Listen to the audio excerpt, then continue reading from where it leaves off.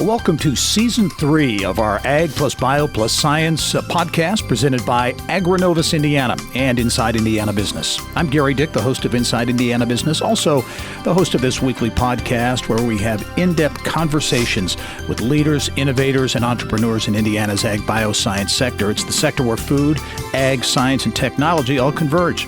Kicking off this new season, Season 3, excited to sit down with Beth Bechdol, the President and CEO of AgriNovus Indiana. And Beth, as always, welcome. It's great to see you. Thanks. It's great to be here. We're going to share some exciting news for you, and I think by extension, Indiana as well in a moment. But first of all, we're kicking off Season 3, as I said, and so much has changed since Season 1. Yeah. We could probably do 10 podcasts to go over that. But kind of, if you would, crystallize the change that you have seen in the ag-bioscience space here in Indiana over the last couple of years. I think one of the things that I would say is most notable about the last few years is the just recognition and awareness that Hoosiers and also growing people outside of Indiana, the attention that is being placed on Indiana's leadership in food and ag technology and innovation. And I think this very podcast is just one of those really valuable tools that we have been able to conceive together here, very creative, that lets us really demonstrate the scope of the leadership here in Indiana and the breadth of the expertise and the innovation that makes up the ag biosciences by telling these stories, stories of individual researchers, stories of executives, stories of students. The other thing, Gerry, that I think you have, really helped us in conveying as well is the economic development business wins that we've had in the state of Indiana around food and agricultural innovation, whether it's company growth, companies that are already here who are continuing to expand, or companies from other parts of the country or even parts of the world that are selecting now Indiana as a destination home for their advancements in ag tech innovation. Well, as you look at that and you mentioned companies, Salimtech comes to mind from Brazil, putting its global headquarters now at Purdue in West Lafayette. Companies like Salimtech,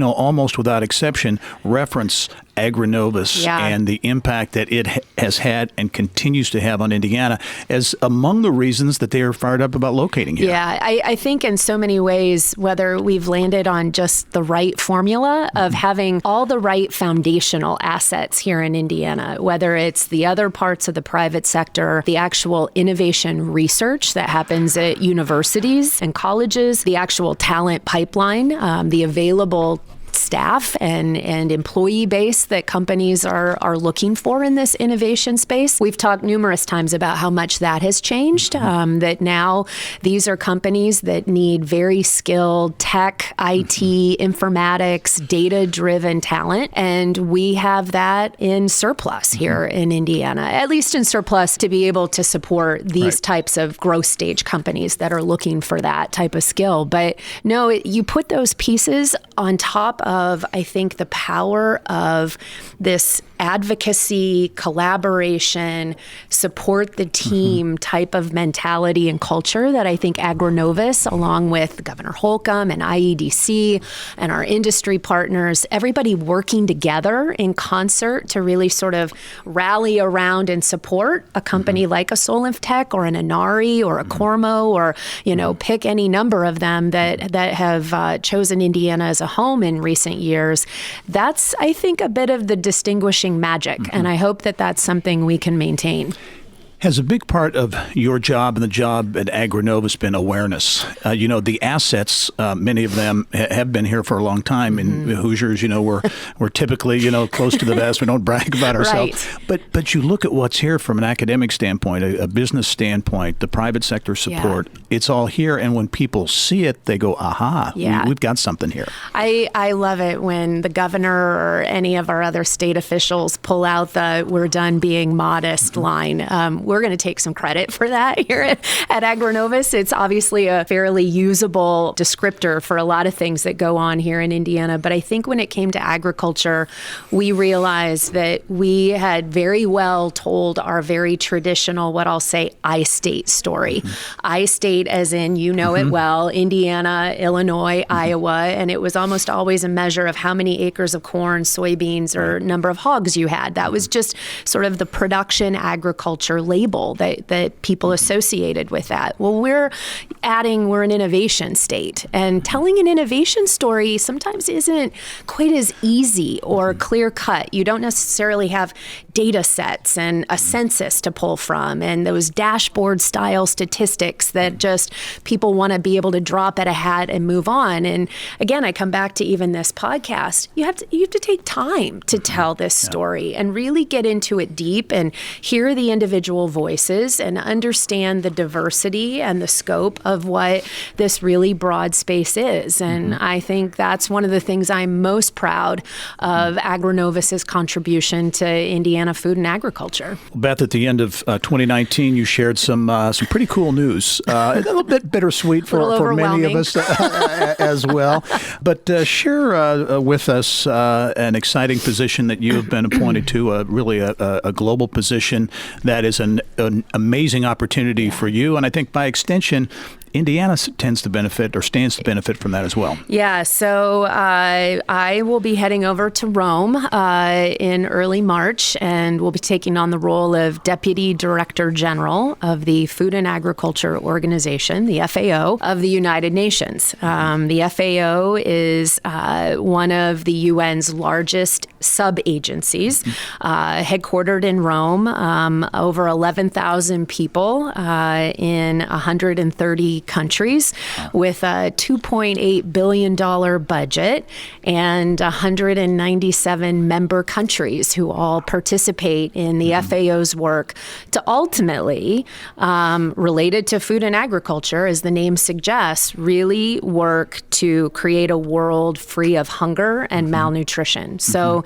an incredibly global priority, and one that innovation and technology and science and research are going to have to be fully employed to be able to actually work to achieve that. It certainly makes a statement about your capabilities and abilities, but also, as we have talked before, the organization has been very impressed with what's going on in Indiana and asked a lot of questions about that, right? Yeah, so I'll just share in one of my very first interviews, the Director General, who I will report to, the individual who leads the FAO, he's from China and was elected into his role in August.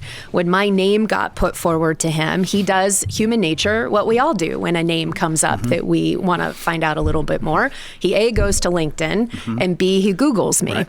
And so he typed in Elizabeth Bechdol into the Google search engine, and up came first hit, a podcast recording with me inside the FFA Blue Room. And he had number of questions about what's the Blue Room, how did that come together, why are you prioritizing talent, how did you come up with this idea to focus on innovation for especially a high school oriented audience. And then from there just came many more questions from many more people throughout the organization about what I would call the AgriNovus and the Indiana playbook on how are we advancing innovation and technology, very broadly defined, in Indiana. And can that, in many ways, be transferred or transitioned, in a sense, to a global stage? And I'm pretty optimistic that when you really think about these bigger challenges that the entire world faces, solutions around technology, telling the story, focusing on next generation talent, and also early stage companies and entrepreneurs, that should be applicable outside of Indiana and in every part of the world. Yeah, you really believe Indiana can be a key player in this feeding the world. I do. Equation. Absolutely. And we're in a very sort of catbird seat in some ways when it comes to that leadership, because of what we actually do have here as our Ag+Bio+Science assets. We're also very fortunate that we have some other fellow Hoosiers in some very strategic roles in this same kind of field and in this process. Kip Tom, an Indiana farmer, serves as ambassador to this very United Nations agency that I'll be working for, and so is very passionate about the U.S. position, the global position, and obviously Indiana as home, our leadership. And Ted McKinney as well serves as an undersecretary for all things trade and international at the U.S. Department of Agriculture. Don't forget, both of them have served on the AgriNovus board of directors, which means that our collegiality and our ability to work together and our shared interest in innovation and pride in all things Indiana is just going to be magnified here very soon. Well, Beth, AgriNovus has certainly built a strong network of supporters and partners. How do you think that can or will help in the transition to a new CEO, your replacement? Yeah, so I am incredibly optimistic and bullish about the next chapter for AgriNovus. It is not without a lot of personal heartache. I would even go so far as to say the concept of not being a part of this organization and its continued growth and evolution.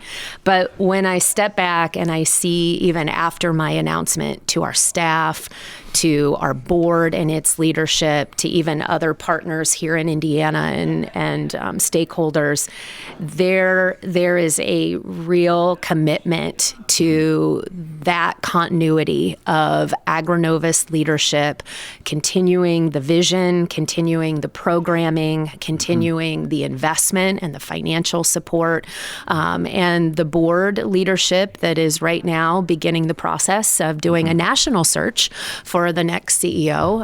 I think we all have some, hopes that there's a really energetic Hoosier, for example, that might surface, but it's an opportunity, given our work, to really look around the country and see what next great leader can come into that role. And that person is going to have a tremendous amount of support and collegiality to come alongside them. Beth Bechdol is the president and CEO of AgriNovus Indiana. Beth, thanks for being here, but moreover, thanks for your great work. It's been great working with you, and I totally anticipate we'll continue to work together from much further away, perhaps, but you've done an amazing job with the organization and advancing the ag-bioscience space, and I think the best is yet to come for AgriNovus and also for you too. Well, thank you. I think we need to do a podcast in Rome, so I like let's get that on the schedule. Joe, on location. Okay. Great. Fabulous. Thank you very much, Gerry. You bet. Thank you, Beth. This weekly podcast, Ag+Bio+Science, is a podcast, a weekly production partnership between AgriNovus Indiana and Inside Indiana Business. And you can keep up to date with AgriNovus by following AgriNovus on Twitter and Instagram at AgriNovusIN. You can also find AgriNovus on LinkedIn, Facebook, and YouTube. Also, don't forget to leave us a 5-star review on Apple Podcasts so we can share ag-bioscience stories like this with more and more people. Thanks for joining us this week. I'm Gerry Dick. We'll see you next time. This podcast is a product of Inside Indiana Business, hosted by Gerry Dick, produced by Libby Fritz and Joe Ullery, and was recorded on location at Launch Fishers. More people get Indiana business news from Inside Indiana Business than any other source.